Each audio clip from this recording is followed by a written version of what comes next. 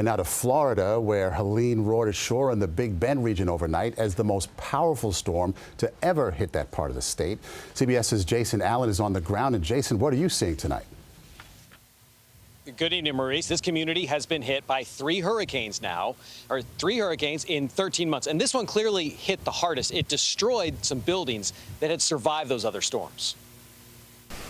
Florida was rocked by Helene's first punch, making landfall late Thursday as a dangerous Category 4 hurricane with 140-mile-per-hour winds and up to 14 inches of rain.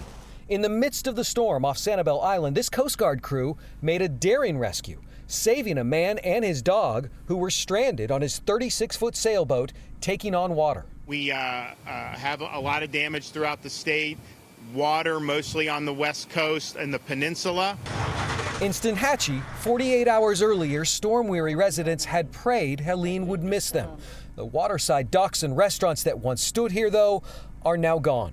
The storm surge shoved buildings off their foundations. If you let it play with your mind, you just can't go there. You can't. It's horrible.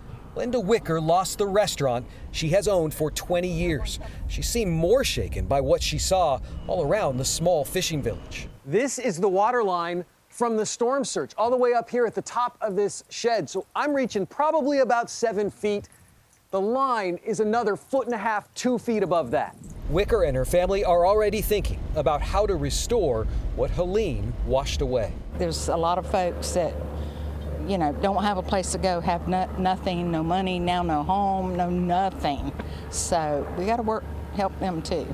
I'm Nicole Valdez in Tampa Bay. In order to see some of Tampa's hardest hit areas, we had to charter a boat to take us there.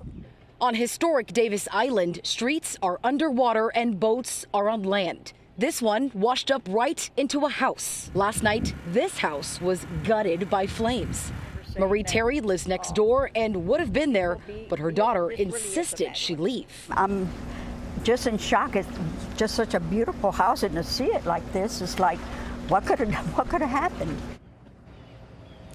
And neighbors tell me this surge was unlike anything they've seen in decades. $1-million boats like this one now teetering on the edge of that seawall, and just beyond it, the charred shell of what was once one couple's home. They still aren't sure what started the fire, but this is a painful reminder of the wrath of Hurricane Helene. Maurice? Painful is right. Nicole Valdez and Jason Allen, thank you both so much tonight.